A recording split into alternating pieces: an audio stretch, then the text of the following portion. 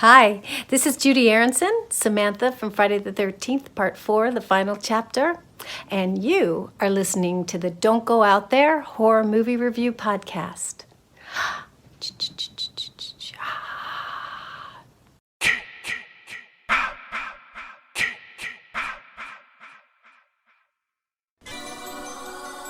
In a world where zombies, ghosts, serial killers, and vampires all exist, it's Nico, Brian, Mike, and Dustin, and they are all that stand between you and the films that could end the world.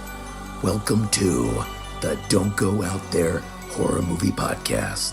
Welcome back, everybody, to the Don't Go Out There Horror Movie Podcast. Just want to thank all of our fans and listeners. Really appreciate the support. You guys are awesome. Before we get into tonight's film review, just want to give a quick shout out to our website, don'tgoouthere.com. Everything about our podcast is on the website.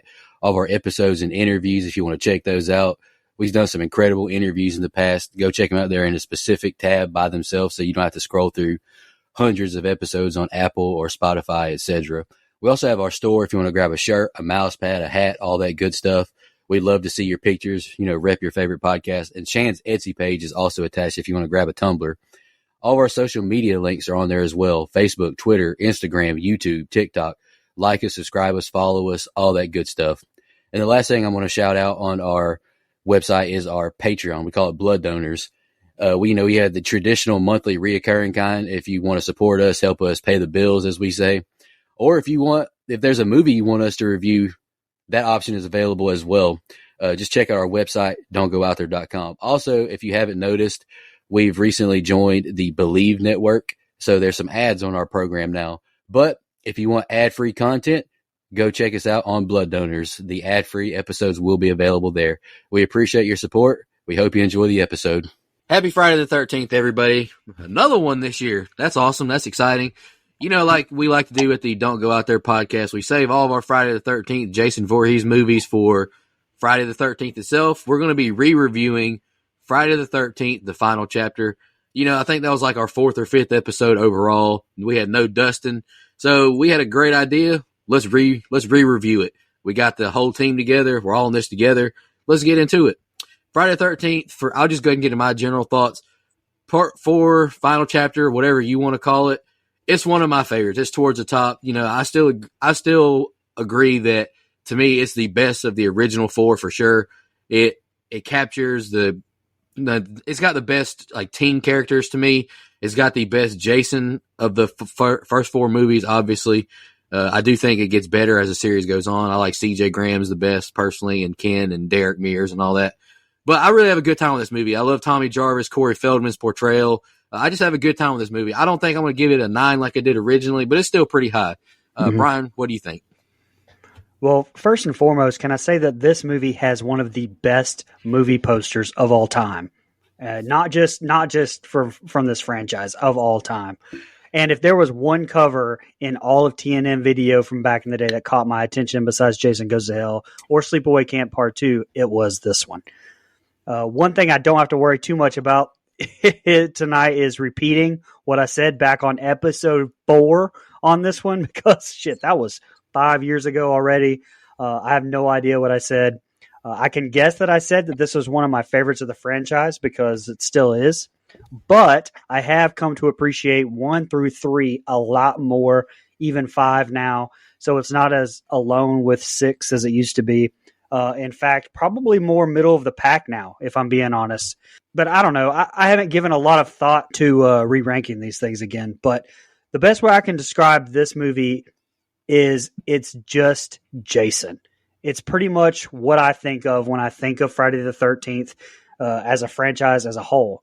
It has some of the best moments in the entire franchise. It has a couple of the worst moments in the franchise as well. He's killing me comes to mind towards the end. That's great. That is one of the worst I've ever seen. It's crazy.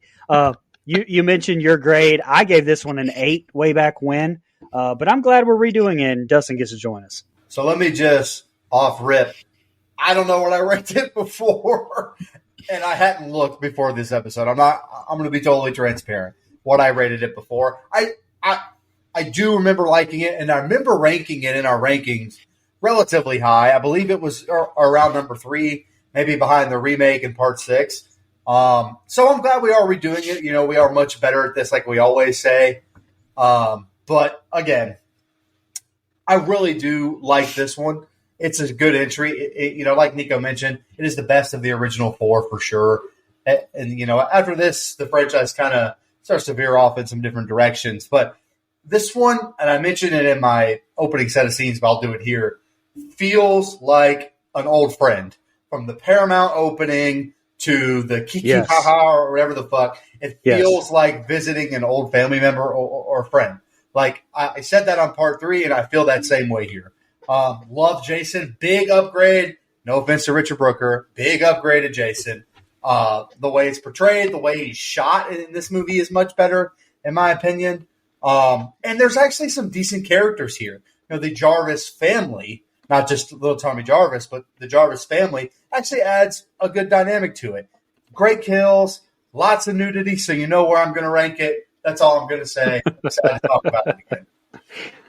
iTunes comments, Mike's back. Hey, you gave it an 8 buddy, back then. I'm back. I'm not letting anybody censor me anymore, buddy. You gave it an 8 back then. Thank you. Well, guess what? It's probably getting an 8 again. All right, so when we did the original franchise rankings way back when on episode 10, I was a guest for that one. I had a hot take on that one. I ranked it 9th in the franchise. I was bugging, though, I'll admit. I do agree with some things I said, but it's far from 9th best in the franchise.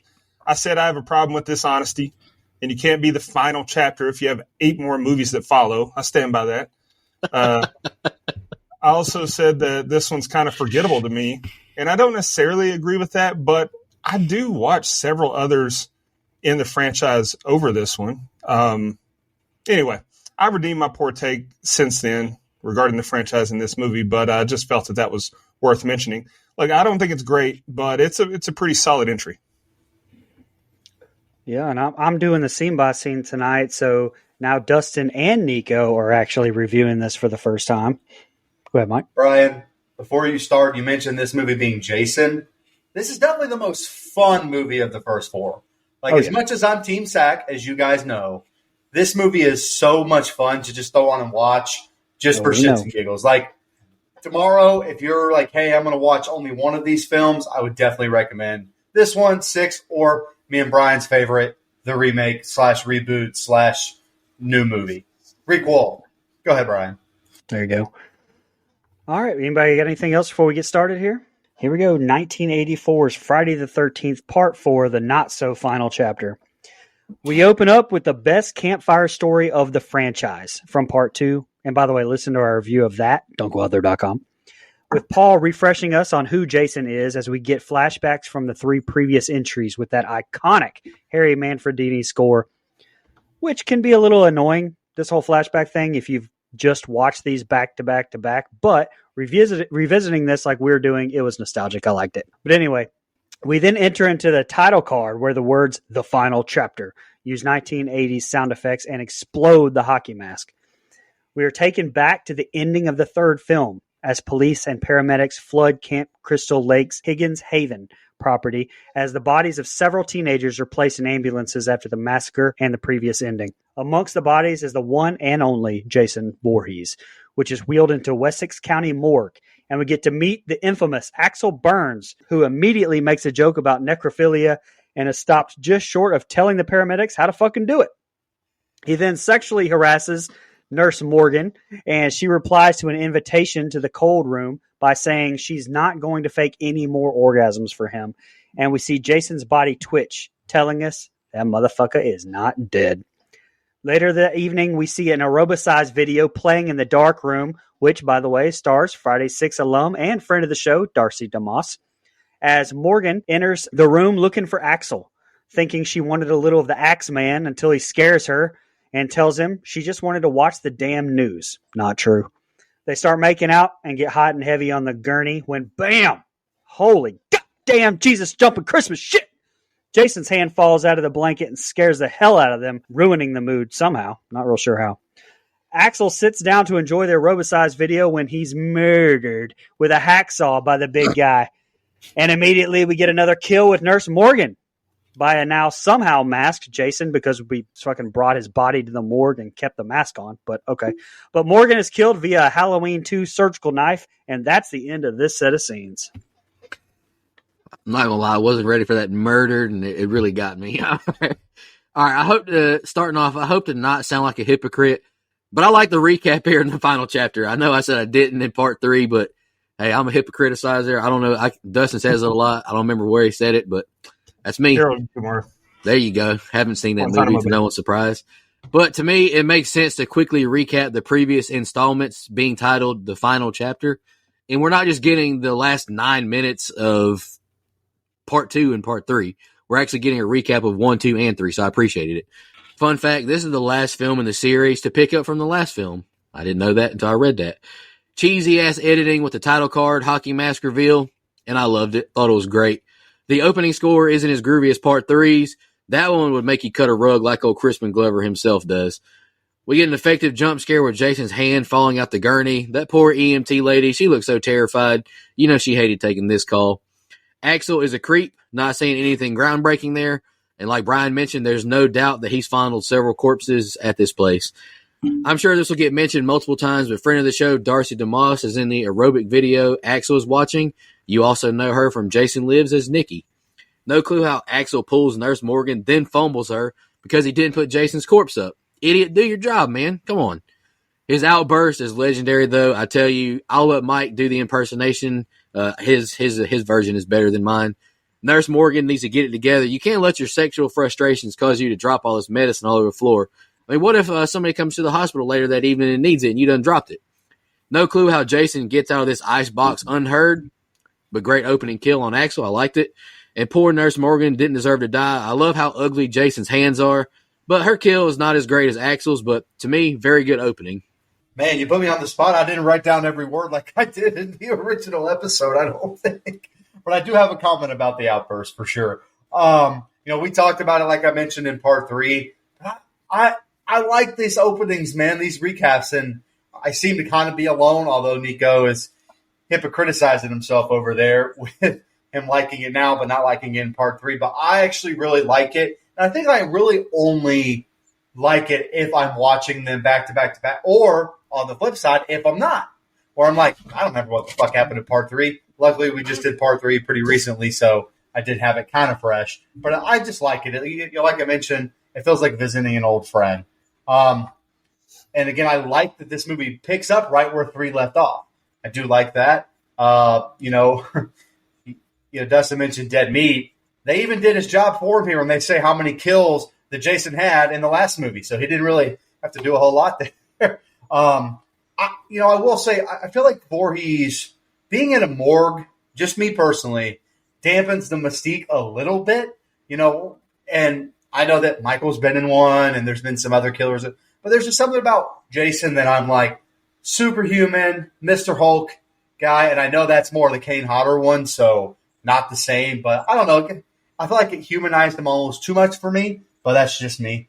Dude, this coroner is fucking weird, right? Like, not only did he eat around the dead bodies, which I'll never understand. I know you got to eat while you're doing your job, but like, you could step into a different room. You got to eat around my dead kinfolk, man. That's fucked up. And you know damn well the way he was talking about these dead bodies, he wanted a piece of that dead ass, which do not put on a shirt. Brian, do not put that on a shirt. I wanted a piece of that dead ass. Don't do that. But no, just a fucking weirdo creep. And not the first creepy coroner we've had on this show. So, like, what's up with these guys, man? Anyway, I will say, shout out to him for pulling Nurse Morgan. He was getting after it. I mean, if you're going to be a coroner, you're going to be weird, you might as well commit to the bit. Then, like Nico mentioned, fumbled the fucking bag and forgot to secure the bag, a.k.a. Jason. This cussing rant, and I just watched Christmas Vacation recently, this cussing rant sounds a lot like Clark Griswold's, man. That's except a little more explicit, which I really got a good laugh of. I was like, geez, I feel like I just heard this the other day. So I thought that was fun. Love the neck cut with the saw there and then the head twist. And then, with Nurse Morgan, he kind of takes sorry, I know, I'm a Halloween guy. He kind of takes the Bob kill to a new level, and I actually really liked it. With the surgical knife there. I already mentioned it. Thank God for a better Jason. No offense to Richard Brooker, but this guy kills better, moves faster. Just this feels like Jason. Like, to me, this is like my ideal Jason. Yeah. No offense to Kane Hodder lovers out there. Even Mears, who I really like. This is like right in the middle of all that. So really good, fun set of scenes. Yeah, I like the callbacks from the first three movies. Let me start off by saying, thank God this movie's not in 3D. But they do a good job recapping the story up until now and getting us headed in the right direction with where we're going. Also, cool transition from the throat slash to the pitchfork going through the door. Yeah. I thought that was awesome. Also, I'm glad this recap was better paced than we'd seen before and didn't take forever to get through. It was edited in a great way that was action-packed and it moved quickly. So good on them for that. Cool title card with the explosion. Yeah. Nothing groundbreaking, but it was cool. And then the most generic opening credits ever. After those credits, pretty generic establishing shots, picking up right where 3 left off, which is cool. Got to think that the chopper in this scene took up a lot of the budget for the movie because it was present. Holy shit, they focused in on the chopper. Great usage of the score to make it tense when the nurse goes in to check on Axel, but it's a lame-ass false scare. Axel, along with every other character in this entire movie, is one horny sumbitch. Yep.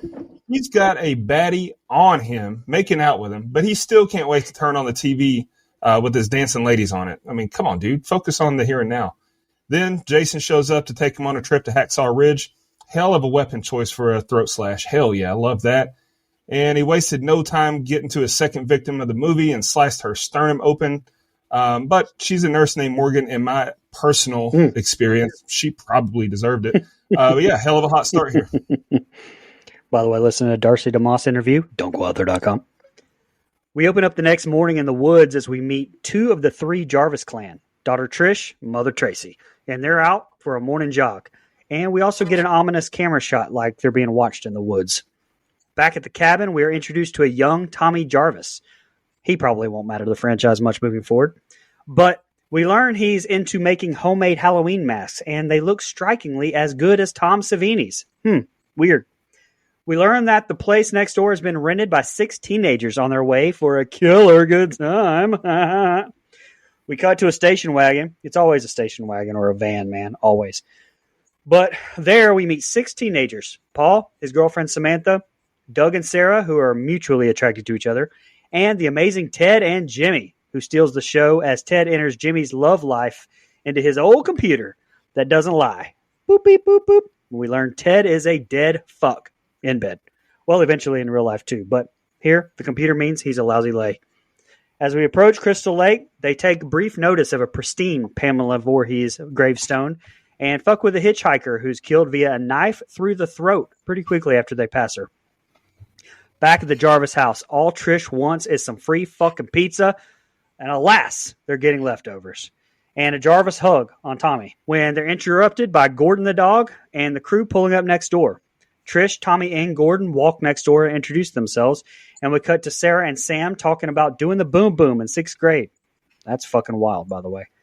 We cut back to the Jarvis house as Tommy watches Sam undress before being cock-blocked by his mom before he can even see a nipple. Poor guy. The next morning, we join the crew on a hike through the woods, meeting twins Tina and Terry on their bike ride, and it is horny o'clock, as this leads to some skinny dipping from the twins, Sam, and eventually Jimmy and Ted as well. Trish and Tommy drive up, and the group invite Trish to their party later, while Trish seems more concerned about shielding and excited Tommy's eyes from the terrible nudity. Their car breaks down further into the forest as we cut back to the lake with Sam pulling Sarah into the water, sweater and all, being called a bitch. I love that you pointed out the gravestone was pristine, because I was like, man, this one's the only one that looks nice in this entire graveyard. It's not covered up with weeds or anything. Right? But I love to see Trish and Mama Jarvis spending time together in the great outdoors. Love to see parents spending time with their kids. Love to see that. Also good to see Mr. Corey Feldman as Tommy Jarvis. Big fan of his portrayal of the character. I think Corey Feldman is a great child actor. I'm just going to leave it at child actor. Trish pours a glass of lemonade from a glass pitcher that has no cover on it. I just know that glass of lemonade went crazy. I bet it tasted amazing. Oh, yeah. Teddy and Jimmy I give some great review talk over here, boys. Teddy and Jimmy are two great side characters. The "you're a dead fuck" joke is hilarious. It's just bros being bros, hanging out, giving each other shit. I love it. That's really relatable. The hitchhiker scene, it's iconic as well. I've mentioned this so many times, but being an actor has to be quite the job. Imagine getting a call and offered a role of hitchhiker who is denied, says fuck you to the ongoers, eats a banana, and then is killed. All right? I guess that's a day's work. If I was Trish, I'd be disappointed too, seeing that bland-looking spread of leftovers is not getting pizza.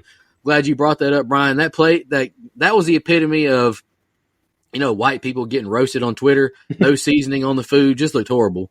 Judy Aronson as Sam, my goodness, she is so beautiful and somehow has gotten even better looking over time. Mm-hmm. She's a cheat code. Little Tommy Jarvis peeping Tom across the street. Listen, I don't encourage it, but if you don't close the blinds, you can't expect someone not to look. I'm just going to leave it at that. Tommy acting feral, and he fumbles now by not shutting the hell up. Mom shuts the blinds on him. But I guess he can just get up and move it. But come on, man. Can't believe Sarah's boyfriend, Doug, just lets her walk alone back to the car. Be a man and walk with her. What's wrong with you? I know we've said this a lot in the past, but the vibes of the 80s just seem so fun. Hanging out, vibing, yes. Skinny dipping, hanging out in the woods, making the time pass looked amazing. Tommy said he needs a screwdriver to maybe fix the car. Trish doesn't even get out to help him do that. Damn, Trish, help your little bro. He got to do everything around here. And this is the last thing I got. Sarah cracks me up panicking over Sam pretending to drown. I thought it was another fun set of scenes. Why is she wearing a sweater, though? She's that, shy, awkward girl. I think Sarah's good. Okay. Because it was actually filmed in December. It was cold as fuck. Honestly, this scene looks like something modern. These two kind of running together. It almost looks like modern day clothes as well. Like I was like, oh, that's pretty weird. But hey, running through the woods, not really my bag. I'm more of a let's get some sprints out on the field kind of guy. So more power to him, the family bonding time, like Nico mentioned. Crispin Glover is here, everybody. Hooray. Back to the Future is really close to being out as well. So a little bit before that. But wouldn't it be weird if he ended up dancing in this movie? That'd be so weird if that happens. Stay tuned. Sorry, I had to do that. I really like Ted and Jimmy. You dead fuck, which we've said over and over again for the last 5 years on this show. We use it so much in different ways, I almost forget what it means in the context of this film about him being bad in bed. That's tough. You mentioned Pamela's gravestone. I don't normally do fun facts, but that's the first time we find out her name is Pamela. So I don't know if I'm stealing anybody's fun facts, but up until then, she was just Mrs. Voorhees. So there you go. Nice. My girl is munching on this banana. Okay, and that's a hell of a way to die. You turn down the free ride, or you yell at him, you eat a banana, and then you get fucking killed in the neck. I would have liked to see the banana fall out of the neck. I thought it would have been funny. Maybe too funny. I don't know. Speaking of pizza, we've had a lot of pizza lately in our reviews. The movies that we had to do this week, which I'm not going to give it away because it'll date the episode, pizza. Okay? That was the main emphasis. We got some free fucking pizza here. Fucking Dustin had us watch a whole movie about fucking pizza. Well, not fucking pizza, but... Okay. All right. By the way, Trish and Tracy, you can both call me sometime. That's all I'm going to say. Am I getting slaughtered for that one? Anyway, my man Tommy had a chance to peekaboo, and he blew it. He was on third, and he got out at home. Not cool, man. I do like that we had twins in this movie. How many movies have we had with twins? I couldn't tell you. I was happy to see these two, though, for no particular reason at all. Can't blame my guy Tommy here. I would not have left the skinny dipping thing either. Great timing on the introduction to the Jarvis family here. We had a hot start, so it's perfect time to cool us down just a little and show us our key characters. Then we see, like you guys mentioned, George McFly himself, Crispin Glover. Hell yeah. And he may be a dead fuck in this one, but Lorraine didn't seem to think so. You know what I'm saying? Right. I like that this one has multiple protagonists. And, because, of course, you can't have a Friday the 13th movie without teenagers. Random hitchhiker chick was just that. Random as hell. Yep. But at least it gave us another kill, I guess. When Jimmy said, I really don't want you to call me that anymore. God, he really reminded me of George McFly. Like, that's 100% something he would say and how he would say it. Yes. Little Timmy, he's a horny motherfucker, too. I said everybody in this movie's horny. He is, too. Bro didn't even know what to do with titties yet at his age, and he's wigging out over seeing them. Holy shit. Never get rejected by the same girl twice. That's exactly how I live my life. Fuck that noise. Just felt I should mention that. And then Tommy said, some pack of patootsies, huh? Kid, what? I Googled it, and apparently patootsies is British slang for buttocks. Who knew? Wow. I've never heard that shit before. This set of scenes was mostly establishing, but it was fine. See, that's more breaking facts from Don't Go Out There. That is how we roll. Back at Trish and Tommy's broken down ride, we meet Rob, a stranger who claims to be hunting bears, despite Tommy's objection to such animals being in the area. Rob helps get the car back started, and as a show of gratitude, she drives the man they don't know back to her house. And then the man is left alone with Tommy as he shows him his masks up in his room, alone with a guy they don't know. Okay. Yeah. Back at the stabbing cabin, it's time for a little drinking, drugs, and sex, but not before we get the best dance ever put on film from George McFly. What the hell is this? The Enchantment Under the Sea dance? I don't know. Come on. Paul puts on some slow music, and the six eventually pair off before we cut back to the Jarvis house, and we see Rob leaving to go set up camp. And Trish invites him to come back, literally any time, and informs him that Tommy usually leaves the door unlocked. Again, someone they just met like an hour ago. Back at the cabin again, Jimmy is informed by Ted once again not to be a dead fuck, and I'd like to take this opportunity to plug our store at don'tgooutthere.com. Get you a shirt that says, don't be a dead fuck, inspired by this movie. We see Ted's twin steal away Paul from Samantha, and she gets pissed off and heads to the lake to pout by taking a swim. Jimmy tells Ted to run that shit through his computer in a fantastic comeback, and we head to the lake to follow Judy Aronson Samantha.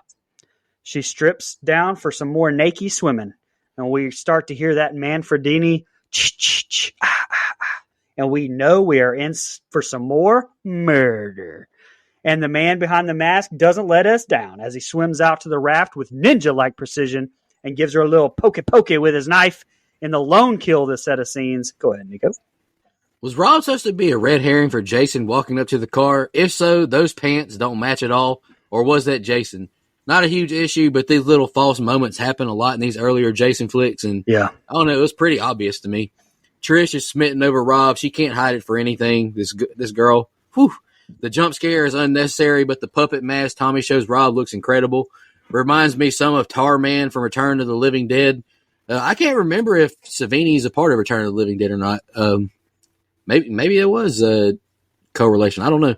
You know, Rob is thinking he wants to go hang out with Trish and not this little kid. I know he's thinking that shit. And now we get another iconic moment. Jimmy cutting the hell out of a rug. My man. Paul put some slow dance, sappy music on while everyone else there is just in hookup mode. This twin girl is a straight-up homewrecker, though. My goodness. She moved in on Paul with a quickness. Damn, ladies, it's like that. When you want a man that bad, you just willing to take another girl's man? Poor Trish is heartbroken when Rob hikes away. She made sure to tell him he's always welcome to come back and shower, though. She's jonesing for a boning. These twins shotgun beers about good as me. Dustin knows that reference. Sam can't hide. I get more on me than in me. Pause, I think. Whoa. Sam can't hide the look of disgust as this twin girl, Tina, continues to flirt with Paul.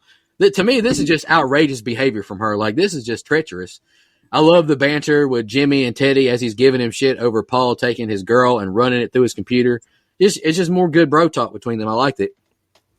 I got this fun fact from the Internet Movie Database, but according to Ted White, he and director Joseph Zito did not get along very well during filming. Their friction was especially caustic after White demanded that Zito let the naked Judy Aronson get out of the freezing December lake between takes so she could warm up. She ended up getting hypothermia because of it. Zito finally relented after White refused to act until he did. Shout out Ted White. That's very admirable to me. I appreciate that. Yeah. I love me some Judy Aronson, but her kill is hilarious. The face she makes, the noise she makes, I can't take it serious. I thought it was funny. And I really don't know what happened because if Jason stabbed through it, wouldn't it sink? Yeah. Yeah.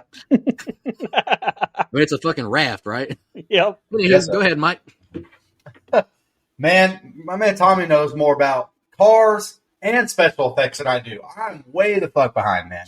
This kid's got a leg up on me. He's already seeing titties. Man, well, at that age, I guess I was too. I don't fucking remember. Wait a minute. I told y'all to stay tuned. My man Crispin Glover does dance in this fucking movie, baby. Dances his ass off. Let's go. I couldn't show those moves if I even wanted to. I think that's an iconic scene, like we mentioned. Really fun. Like I mentioned, I'm having a good time with this movie, but I wanted to make sure, and Dustin already, or he may have said it before we were on air, this movie is horny, all capital letters.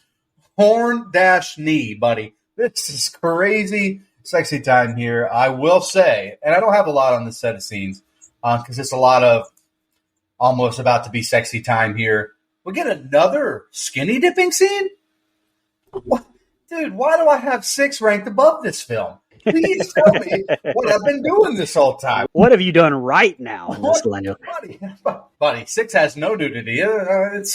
Anyway, I'm getting canceled on the iTunes comments anyway, so fuck it. Whatever. Cinema. Well, I actually really like this raft kill, though. Nico mentioned the process behind it. That kind of makes me sad. But as far as the shot that it got, I thought it was really cool, really creative, really well done. Really like that kill. I actually like when the Friday movies have a kill either in the lake or right by it. Like it kind of adds a little something to it there, given how, Camp Crystal Lake. So that's all I had. I thought it was a fun set of scenes. A real dick move by Sam to trick Sarah into thinking she was dead and then pull her into the lake with all her clothes on. What an asshole. Picking up a hitchhiker, that's one thing. But taking him to your home and then letting him upstairs with your small child, like you said, Brian, like that's just begging to get the whole family killed. But Jimmy, my guy, asking a girl to dance to that song is wild enough. But then you act like you hit the lottery with your little celebration. And what the fuck were those dance moves? Negative Riz. Holy shit. Thumb through the zipper. Looks like a pecker. Classic. Tensions flaring with the group as I believe, I didn't go back and count, but I believe that there's more women than men here. Yet they can't seem to pair off and all be happy. But I get it. When you got your eye on one, I understand. Now, here's the thing, though.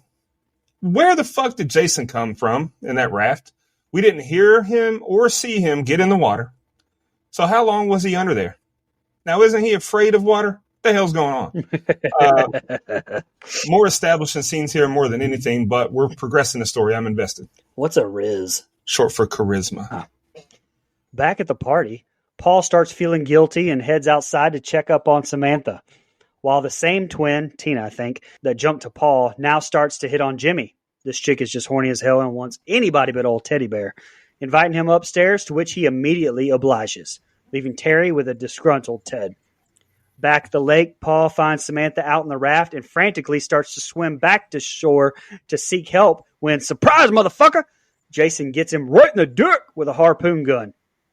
Rob hears Paul's screams and immediately takes off about, 50 yards to investigate and then decides to turn around. Upon returning to his tent, he finds someone had been there and destroyed his gun and just crinkled his map for good measure. Fuck your map, Rob. Just an asshole. Back at the party, it's time for a little coitus as Jimmy and Tina get hot and heavy in this room while Ted finds an old Stag film and sets up a projector so he and Terry, Doug, and Sarah have something fun to watch, completely turning Terry off. Terry heads upstairs to try to convince Tina to leave with her, to no prevail, as she has a little George McFly balls deep at the moment, and Terry heads off alone. She's no further than the front yard and hadn't even gotten the kickstand up when we see a shadow of her get run through by Jason's spear. Not in a dirty way, just a dead way. Probably the same spear gun thing that, he just stabbed Paul in the dick with. Probably didn't even wash it off either. Fucking savage. Back inside, Doug invites Sarah to get her back blown out when we cut back to Jarvis' house, where Miss Tracy Jarvis has discovered her power is out and is going to go outside to check it out. By the way, this bitch has jogged this morning and this afternoon in the same damn sweater. Take a shower, nasty ass. Never mind, she doesn't have time. She gets killed off screen by Jason and now dies in that same goddamn sweater.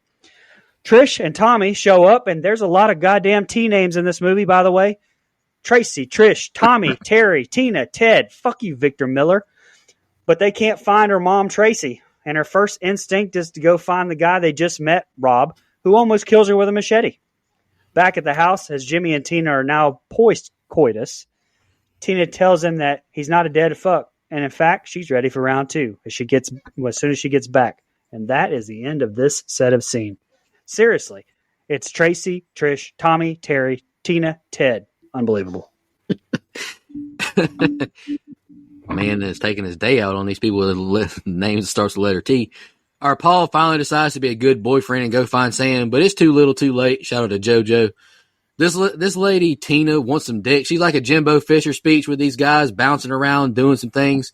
Good for you, though, Jimmy. Question, why does this other twin get up and move beside Teddy if she's not interested in hooking up or whatever? I don't know. To me, that was kind of a mixed signal. Like, why'd you get up and move your seat by this guy if you didn't want to talk to him or hang out? Didn't make sense to me. I hope Paul and Sam were paid well, like Dustin mentioned. Swimming in a lake in December sounds beyond miserable, I tell you. Paul with a gnarly, horrible death, harpoon gun, up the gooch, dick, having a shot into you. Damn, Jason, that was too much, man. Jason broke the man's gun, tore his map up, and left without getting any water inside the tent. Didn't Buddy just get out of the lake? Minor nitpick, but come on. Hilarious, the bed collapse with Jimmy and Tina. Good on them, not letting that ruin the moment. You got to get your shit in. I respect it. Tina said, fuck you, Terry. I'm getting this Crispin Glover dick. Have a safe ride back. I laughed out loud at her saying, you slut, to the window. I legitimately laughed out loud to that. I thought that was hilarious. Usually not a fan of off-screen kills, but it being done in the lightning flash and then pinned her to the house, I thought that was a nice kill. I think Sarah does a very fine job of being the nervous, shy, awkward girl. I got to give her props. I think she does a fine job. Poor Mama Jarvis didn't deserve to die. I hate it, and I despise her off-screen kill, though. Turn around and lets out a shocked face. That's it. Like, we didn't even find out what happened to her. I'm so confused by this Rob guy. This guy camping in the Jarvis backyard? Like, what's going on? Trish got to his tent, like, fast as hell. Like, what is he, like, 20 foot away? The shadows weren't scary at all to me. I immediately knew it was Rob just based off of the hair in the shadow. And why did he slash his own damn tent? Like, what are you doing? This guy's an idiot. Like, this guy deserved to die.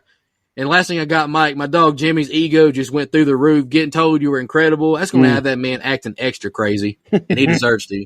You damn right. Them dance moves paid off, baby. That's what I'm saying. That's what I'm saying. Anyway, Paul's outfit, as he's running out of the house here, is very fucking 80s. I was like, Jesus Christ, man. That looks like a costume of somebody trying to dress like they're in the 80s now. So I just kind of wanted to point that out. You know, she tries to slow dance with my man Crispin Glover, but he ain't having that shit. It's my man on the couch here gets ignored for a teddy bear. No, man, you made her uncomfortable and ain't happening for you after all that shit you talk. Love to see it. Jason, Mr. Voorhees, we have to have a conversation. You killed this man in the dick. Like, what the fuck that is? That is a wild kill. I did not know Jason got down like that. You know, we mentioned this movie being horny. That's something right there, buddy. Old black and white movies on the reel. I know Nico was excited. I could tell he was amped up, ready to watch that shit. Jesus. Hell yeah, brother. Tracy does the one thing we tell them not to do on this show. And I would have screamed, don't go out there. And she went out there, and we see what happened. My man is not only watching black and white movies, he's stoned out of his mind. Just that looks like a blast. I'm not going to lie. Like, I don't know if anybody else on this show has ever done the marijuanas. And I'm not saying I have. But I'm not saying I haven't either. And everything's fucking great when you're doing that. I'd love to watch these movies. Also, no one, even in the 80s, and maybe, you know, Brian, maybe you can attest to this. There are people who still have these film projectors hanging around the house like this. Like these old-timey real ones? Come on, man. That's crazy. Real film analysis here. I love the lighting on Tracy. There are some real artistic shots in this movie, by the way. So, you know, kudos to that. The rain, which I hadn't mentioned yet, the rain in this film I really do like. It kind of adds another character. It adds a little bit of creepiness factor for sure. You know Tommy Jarvis got messed with in school for having a hot sister. No way around it. You know he did. We all know that kid too, right? You know, you're in middle school and his sister's in high school. You're like, hey, man, what's going on with your sister, man? That's definitely Tommy Jarvis, buddy. Last thing I have here. Why is this man slashing his own tent? I had the exact same thing, Nico, the exact same thing. Actually, this is my last thing. My man Jimmy's already at the snuggling stage, buddy. Can't do it. Can't do it. Sorry, go ahead. Now, before you go, Doug, I just wanted to clear my own good name. The only black and white movies I like is The Lighthouse. Go ahead. Okay, I just want to clear my other guy's name here. There's nothing wrong with snuggling when it's with the one you love. But this random lake house? No, got to go. Can't be snuggling. All right, that's all I got. Maybe. Yeah, I've been making up that I got to work in the morning early when I ain't even get a job, so I get it. And Mike, to touch on what you said, I disagree wholeheartedly. Everything is not better on the marijuanas. I hate that shit. I prefer a laundry list of drugs before the weeds. I don't like that one. Pot. Me and you have already talked about what the best one of all time is, but we don't really need to get into that. Yeah. Remember that movie? What was the movie we watched? Frozen. Anyway.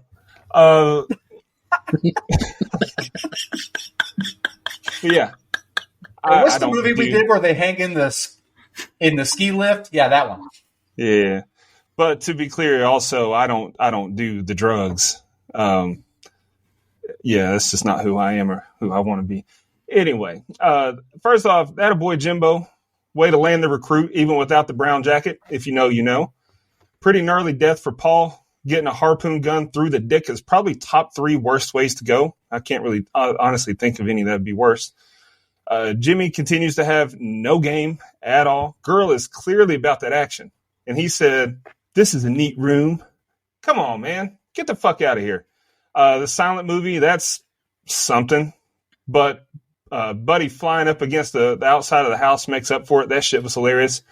Good tension throughout most of these scenes because we know Jason is in kill mode and lurking, and the herd is getting thinner. So I like that part. And that old girl, she just made Jimmy fall in love when she said he was incredible. Mm-hmm. My guy was on cloud 9. Holy shit. But yeah, onward. Exactly. That's why he is snuggling. Being told he's not a dead fuck anymore prompts Jimmy to sneak downstairs and brag to Ted with her underwear. But at this point, Ted is now high and drunk, and he doesn't give a shit.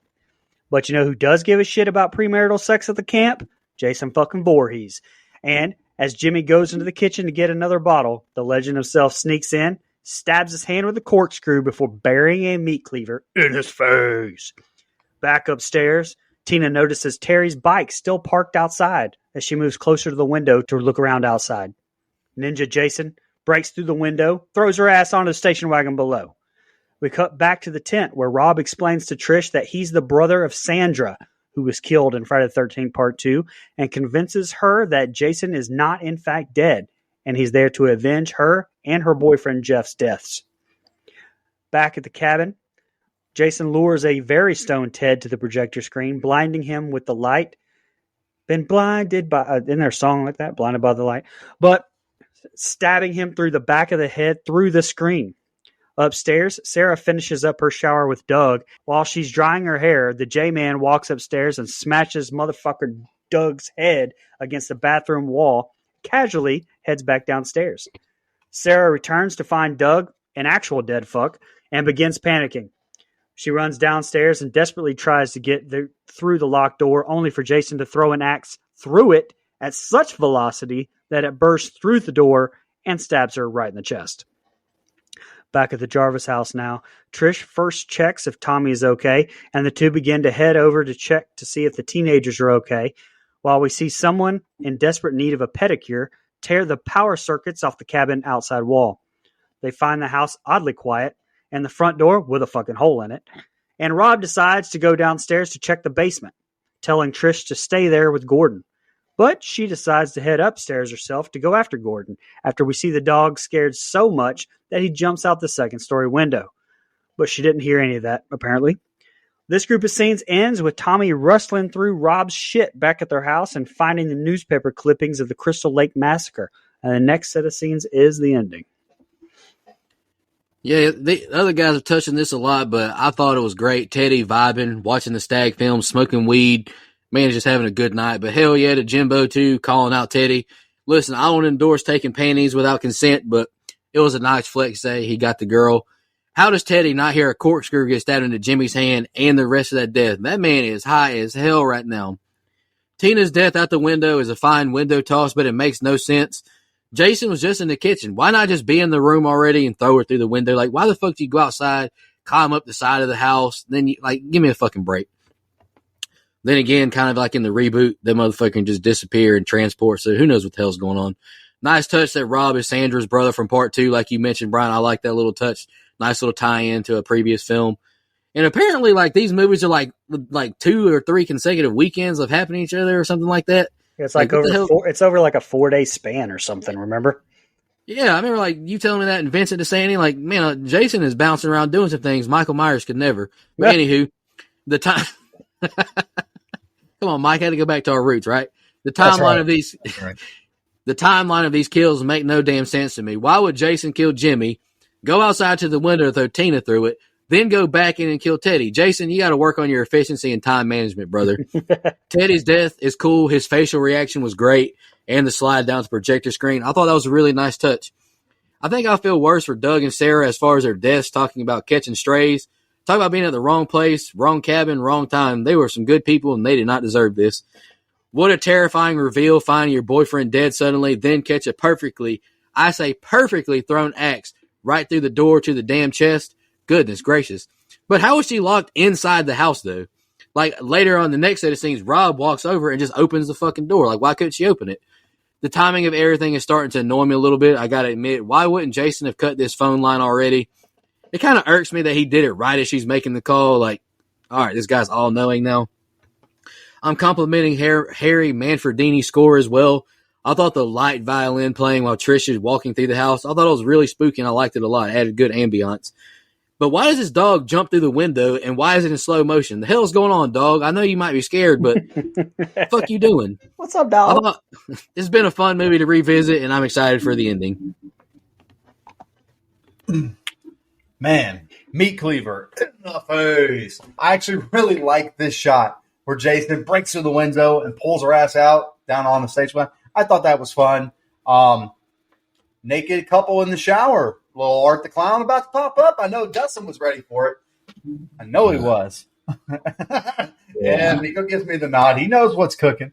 I will say, dying via film, and I say this almost every episode that we have a weird kill. Dying via film reel is a tough day at the office. Ted was stoned as shit too. Like your life doesn't even get to flash before your eyes because you're too fucking high to realize that it's coming. My woman leaves the shower here and says, "I'll meet you at the bottom." No, I'll meet you at the bottom. Okay, I'm getting canceled for this episode. Anyway, this shower kill is actually better than the Art the Clown one from Terrifier 3. At least it's a little less gratuitous, I guess you could say. Perfect axe throw through the heart, man. He could have made, like, in their Olympic axe throwing team, man, Voorhees missed his calling.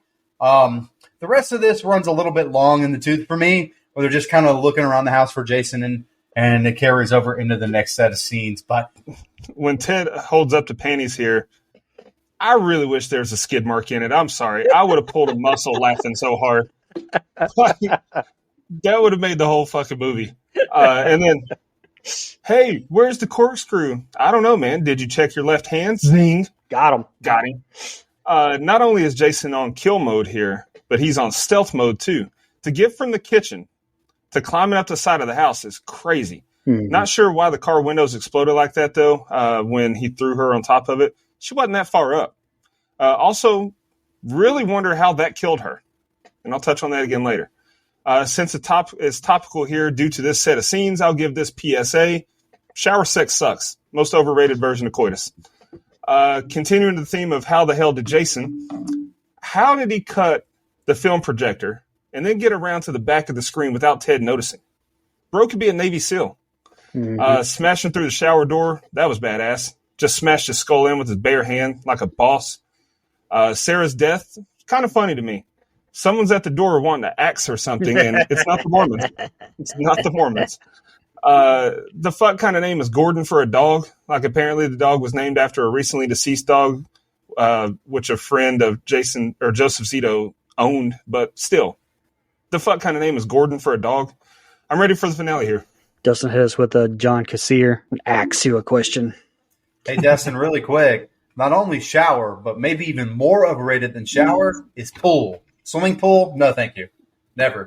Anyway, That just sounds dangerous. exactly. I had a girl tell me one time that we couldn't do it in her pool because she didn't want to get endometriosis. I don't know if that's a side effect or like that's a real possibility, What the? but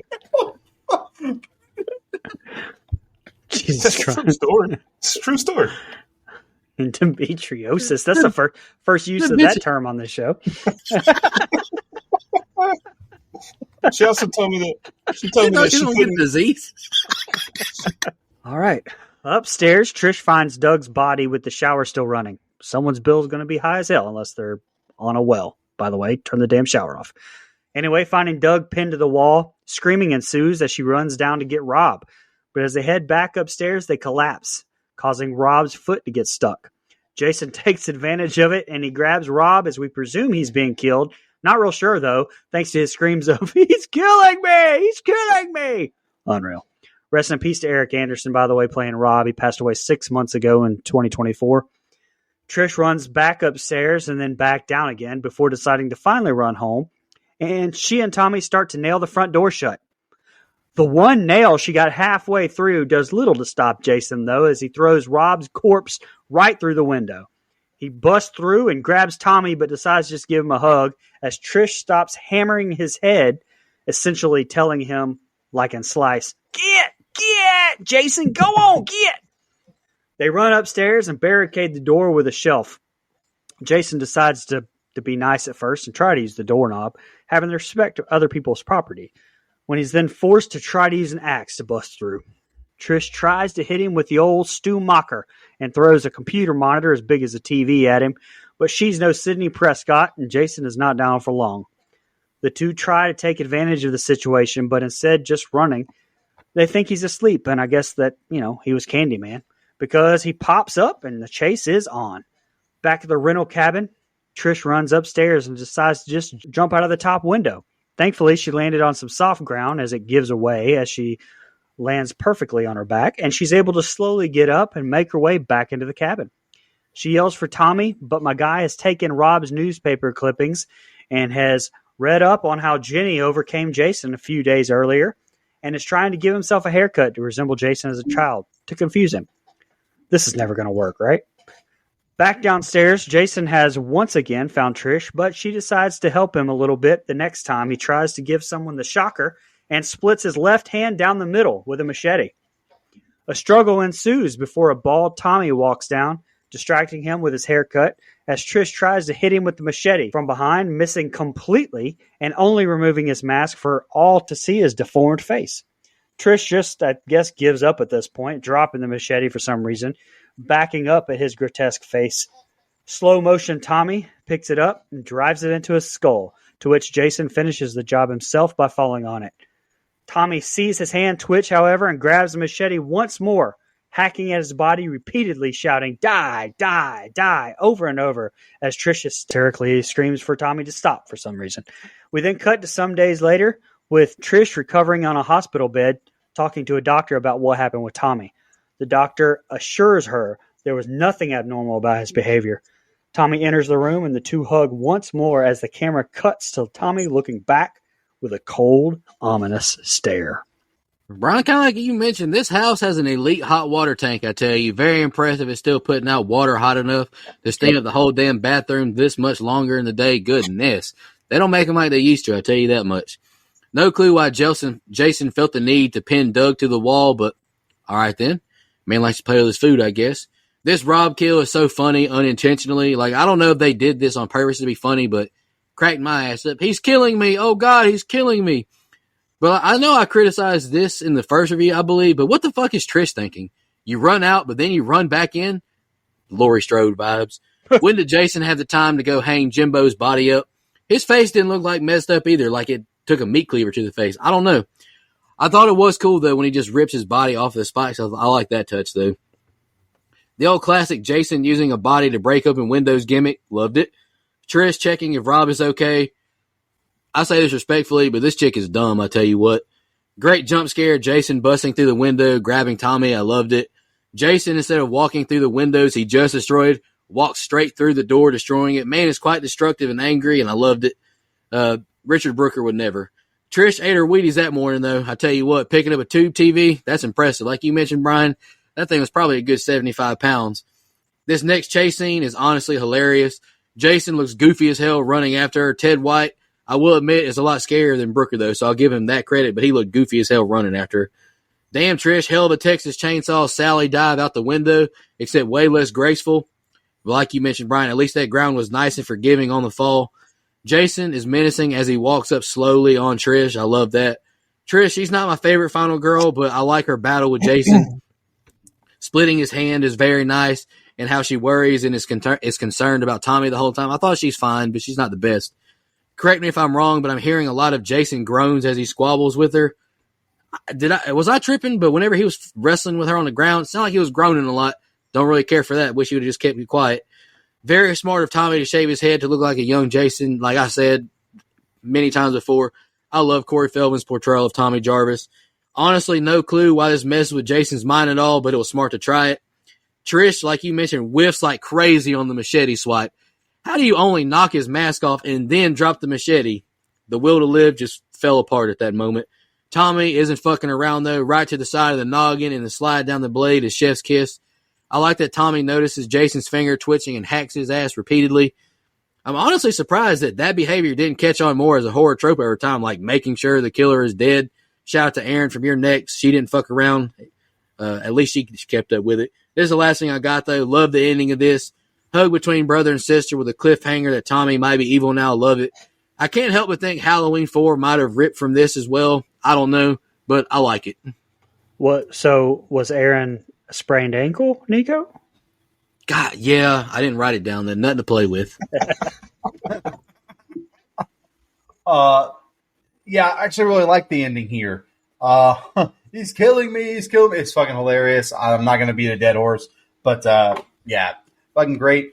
I actually really like this chase. It's probably the best chase scene, I guess, in the first 4, in my opinion. I actually think Trish is a really good final girl, personally. So a little bit of a disagreement with Nico. Like, she makes some dumb choices, sure, but like she is genuinely trying to protect Tommy for sure. No, I think it's really good, and I really like when Jason comes through the fucking window and grabs Tommy. Again, something about those window breaks really kind of add for dramatic effect. Hammer to the fucking head, baby. Let's go. You know, Dustin will know this. This is 1999 WCW. A little hammer to the noggin. Let's fucking go, man. Terry Funk out here doing that shit in 99 in WCW. So anyway, that's what I thought of at least. You know, we get a little bit more chase scene stuff here. But, you know, really, and my man, okay, who did the door hack better? Huh? The Shining or this movie? I don't know, man. I feel like if he really if Jack Torrance really needed that door open, he could have called Jason Voorhees. He got it open a lot quicker. My man went through there, had a TV dumped on his fucking head, which everyone's already mentioned. As someone who's picked up one of those old ass things, that thing is fucking heavy, okay? As a kid too, so that shit sucked when I had to do that. Again, really good ending and really smart of Tommy Jarvis, and I really like that they wrote his character to be intelligent. You know, he's good at working on a car, he's good at special effects, and he's smart enough to be like, hey, I read these newspaper clippings, let me look like young Jason, and then went ahead and did it. I thought that worked really well, and I think it's a good ending. Great kill from Tommy Jarvis, and I like that we keep – I know this 4th movie is like the ending of a timeline, but it's also the start of the Jarvis trilogy. So it's kind of accomplishing 2 things at once here, and I think this is probably the best Tommy Jarvis. Notice how I did mention us doing Lost Boys 2, because why would I ever do that again? So this is definitely the best Feldman performance we've gotten so far. Great. All right. Yeah, you guys have already mentioned it, but I'll say it again. What kind of water heater does this house have? That shower's been going forever and still producing steam. Shit. Rob's death was interesting to me. You're telling me Jason was in the basement with Rob that whole time, but only decided to kill him when he went back down for the knife? Trish smashing out the window was overly dramatic.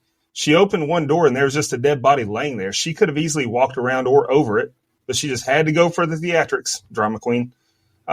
Jason channeling his inner Jack Torrance, axing the door here. I love that he's a Kubrick fan. And Trish channeled her inner Freddy Krueger with the TV to the dome. Nice. Trish's spill from the second floor further proves my point that the girl from earlier shouldn't be dead. She hit a car to break her fall. Trish hit the ground. Come on. Tommy's transition into Kid Jason is, I don't know, man. Wild development. I'm not a fan of that. It's a wild leap in logic that he would even think to try that, and it's even wilder that it worked a little bit. The look at Jason without his mask, that's fine. Looked pretty gruesome, nasty-looking fella.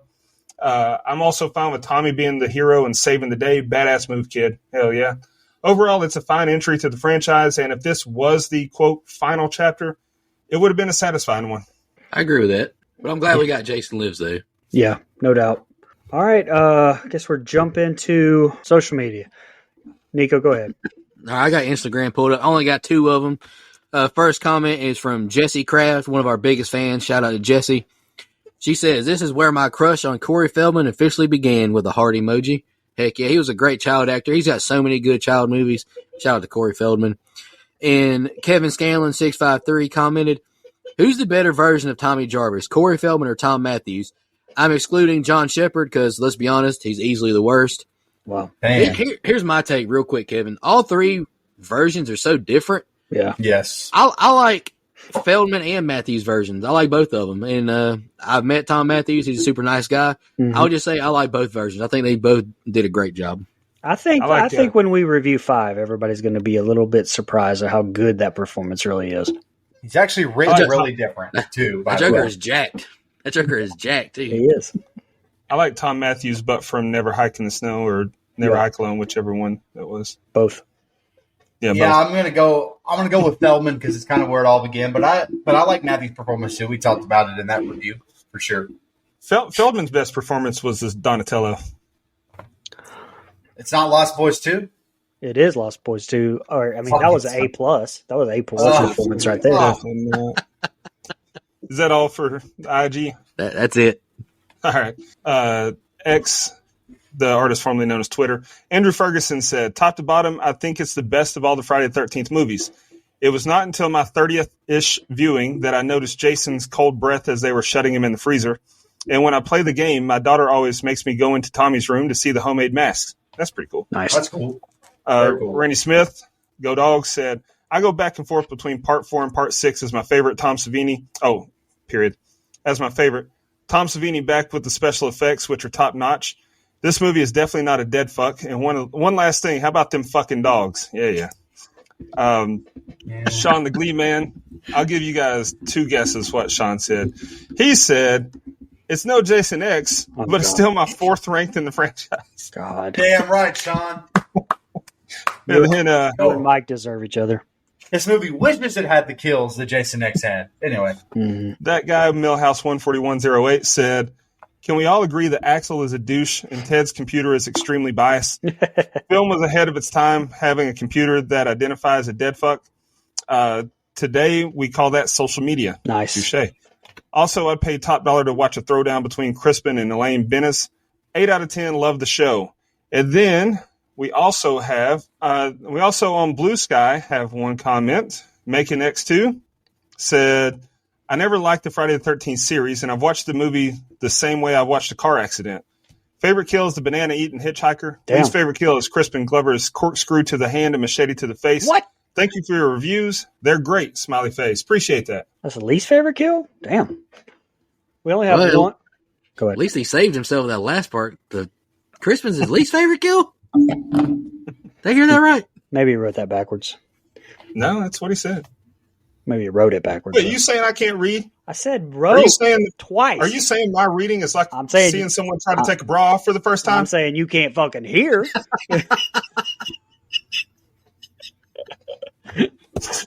All right. Only one on the Book of Faces. My favorite slasher from Michelle Mirza. My favorite slasher and my second favorite movie in the franchise. Let's go. What's your first favorite, Michelle? Not Jason X. I think it's Jason Lives. Oh, okay. The best Jason X, one. right, Michelle? Great pick. Great Jason pick. Lives. Nico's seen that movie 9,438 times. All right. I gotta re-rank these. We gotta re-rank these. Maybe we'll do like a special show the next Friday the 13th we have or something. Anyway. All right. Friday Part 4 was made for $2.6 million and grossed $33 million, which is why we still keep getting, well, I wish we were still getting these motherfuckers. Yeah. That's why we got them for so long. And it's time to bring them back. I'm putting it here. Hashtag Team Sack. If we bring Jason back, let's do Sackhead. Come on. Please go to hell. I'm already, buddy, I've been there. I've been there a long time. Jesus. Clocking in at work, same thing. Y'all got any fun facts you want to share? I've just got one, so go ahead, Dustin. I got a few. This one's great. The esteemed Roger Ebert. Ugh, that fucking guy. Listen, I like Roger Ebert's reviews, like when it's non-horror. I do think he knows his shit, but he just has such a disdain for horror, specifically slashers. Roger Ebert called this film a, quote, an immoral and reprehensible piece of trash after he had paid his own money to see it. Oh, boo fucking who, Roger? Rest in peace. You paid your own money to see it? Anyway, Kimberly Beck, who played Trish, stated in the Crystal Lake Memories book that she does not like the horror genre. In addition to this, she also said that she feels this film was not even a B movie, but rather a C movie. Damn. Harsh. Chronologically, parts 2, 3, and 4 take place over the course of 5 days. During that time, Jason kills 34 people. Nice. And the last one I've got is that Crispin Glover was in Charlie's Angels, good movie, with Luke Wilson, who was, of course, in Scream 2 with David Arquette. All right, the only fun fact I have is an alternate ending to the film included in the 2009 Deluxe Edition DVD. Deluxe, son, deluxe. Shows a dream sequence where Trish and Tommy wake up the next morning after killing Jason to the sound of police sirens. Trish sends Tommy to summon the police who have arrived next door. At that point, she notices water dripping from the ceiling and goes to investigate. She enters the upstairs bathroom and finds her mother. That's what happened to her, drowned in the bathtub, and begins to cry. At that moment, Mrs. Jarvis's eyes open, revealing demonic white eyes. Well, that's weird. As Trish turns around, Jason appears behind her and strikes her down. Trish then suddenly wakes up in the hospital in a scene reminiscent of the ending of the first movie. In his commentary, the director says that this scene was cut because it interfered with the idea that this would be the final film. Good call, because it definitely was the last one. I'm glad they went with the other ending. I don't really care for that one, to be honest with you. It doesn't sound very good. All right, I got a nitpick real quick about this old Kimberly Beck lady. Shout out to her. I got nothing ill will against her personally, but if you hate and shitting on this movie so much, why are you doing conventions profiting off the movie that you were in? We all do things we don't love for money. I got nothing on that one because you damn right. Yeah, shout out to Big Shirley. All right, Dustin, we want to go ahead with your favorite kill, least favorite kill, and the rating? Yeah, I'll kick us off. Favorite kill, Hacksaw Jim Duggan to the throat. Nice. Hell yeah. Nice. Love it. Least favorite kill, I could go with Tommy's mom since it's assumed she died, and like you confirmed there in that alternate ending, but it was off screen. But to me, the twin that Jason threw on the car, that should not have killed her. That shouldn't have killed her. My final thoughts on the rating. When we ranked the franchise for 31 on 31, I revised my original list where I had it 9th, and I moved it up to 5th in the franchise. I think I stand by that. There's a lot of kills. There's decent tension and a new final guy. It's a kid who will go on to be the focal point in my favorite Friday the 13th film, Part 6. All in all, it's definitely not perfect, but it's fun, and the runtime is good. I give it a 6. All right, I'll go next. Favorite kill, I'm right there with you with favorite kills and least favorite kills, like between the two. My favorite kill, though, I ultimately went with Crispin Glover's kill. I love the corkscrew to the hand, meat cleaver to the face. Love that one. But Axel is my number 2 for sure. Least favorite kill, I'm going to go with Tommy's mom. But number 2 would be the twin. I do think she would die, personally, just because, the human body can be kind of fragile. But it's just dumb as hell that Jason went from the kitchen to outside the window. That just makes no fucking sense to me. I don't think she died. Peggy Hill fell out of a fucking airplane and survived. And you're telling me that killed her? Only because Cotton kept her alive, kept her motivated. That is Otherwise, she also went completely insane after that fall. So almost what she had. Never mind. Crazy. King of the Hill Range just took over my segment. Okay. Anywho, I think I rated this movie like a 9 back in the day. I'm going to give this movie an 8.25. It's right up there with the reboot to me. Like, it's right there underneath Jason Lives and FVJ. You know, I admit FVJ is kind of terrible if you look at it from like a story perspective, but I just have so much fun with it. Yeah. But I really have a good time with this movie as well. But I did have a lot more nitpicks this time.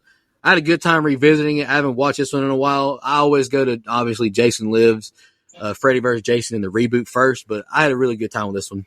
In Manhattan. I don't hate Manhattan, but I don't go to it very often.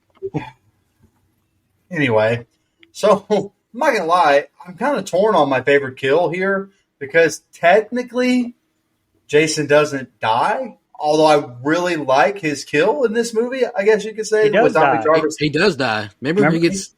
He doesn't die in the first. Yeah, I guess you're right. He does die. Okay, whatever. Fine. And that's my favorite kill. I don't really have a least favorite kill. I feel bad shitting on kills, man. I don't think there's like a really bad one in the movie either, by the way. Soft. What? You've gone soft. I have, brother. You Anyway, dead fuck. don't really have a least favorite kill. I think all the ones in this movie are actually pretty good. Shout out to Tom Savini doing great effects. I really enjoyed this film. It's a lot of fun. It's a lot of fun to review. Most of the time, these Friday movies are really fun to do. They're going back to the logo, visiting an old friend. There are some that I like more than others. This happens to be one of them, so that's probably going to affect how I feel about it. Feels very 80s, and when I'm in the mood for it, it's great. If I hadn't watched it for this show this week, I probably would watch it on Friday the 13th, which when we're recording this is in 2 days. Probably going to go with Jason X, of course, instead, because shout out to Jason X. But all that being said, great performances, a lot of fun, great kills. I'm sticking with apparently what I gave it last time, an 8. Nice. I agree with you, Mike. My favorite kill is Jason as well. My least favorite kill, I went with Miss Jarvis as well. I love this movie. Great addition to the franchise. Again, what I think about when I think of Friday the 13th, I gave it an 8 way back when as well. I'm going to up that just a bit, and I'm going to give it an 8.5 tonight. All right. That gives us a composite score of a 7.6875. Internet Movie Database has it at a 6. Letterboxd has a 3.1, which is on par with the 6. Rotten Tomatoes was not kind. 22%. What do you say fuck me for? Well, what the fuck do they know? Fuck them. Internet Movie Database. Data or data? Go. That was Rotten Tomatoes. Oh, fuck you, Rotten Tomatoes. That's why your name, it's in the name, Rotten. Tomatoes or tomatoes? Go. Yeah. I say No one says tomatoes. No, I just fucking had to say something. Not I here say in America. data and data is it's depends on the context. I Sure. say it's situational. Now Nevada, I have no fucking clue how to say that state. I'm saying Nevada. I just say it like willy nilly. However, I'm feeling at the time. I have no fucking clue how to say Pecan or it. pecan. Depends on the context. Pecan all the time. So it's a pecan. So it's a pecan, but it's a pecan pie. Nah, I'm a pecan pie. What about caramel? Caramel, whatever. It's caramel. Caribbean or Caribbean? We just gonna keep doing. Well, it depends on if they're talking about pirates. If it's talking about pirates in Caribbean, any other time it's Caribbean. Yeah, I say Caribbean. For Carlito. All right, let's shout out our blood donors. I don't know what just happened, but Oh, we appreciate y'all. That was fun as hell, though. And we're keeping Brian awake. Let's go. Yeah, we are. All right, let's shout out our blood donors. Really appreciate y'all. You help us pay these bills. Legendary blood donor Dana Tucker. I don't even know how many times you donated, but we appreciate it. Camper level reoccurring Nina, the Horror Movie Crew podcast, Alex Seligson, Steve Schmidt, Michelle Mirza, and Chris Manley. Camp counselor reoccurring is Edwin Hernandez Gunn, Joe Swinford, Adrian Aiello, Brian Samick, Andrew Ferguson, Brooke Maley, Heather Superdoc, Jennifer Davis from Too Close to Home Pod, Dana Tucker, Cole McAlexander, and Max K. Really appreciate y'all. We can't stress it enough. Helps us pay these bills. It means a lot to us. We really appreciate you guys. Going to be giving away those Blu-rays that you saw on Patreon on Friday the 13th. If you're a $5 donor, I'm going to put your name in once on the wheel. If you're a $10 donor, I'm going to put your name on there twice. We're going to spin it. Whoever wins gets them. Our bonus review next week is a Christmas movie. We're going to be taking on the newly released 2023 It's a Wonderful Knife. Looking forward to that one. It was fun.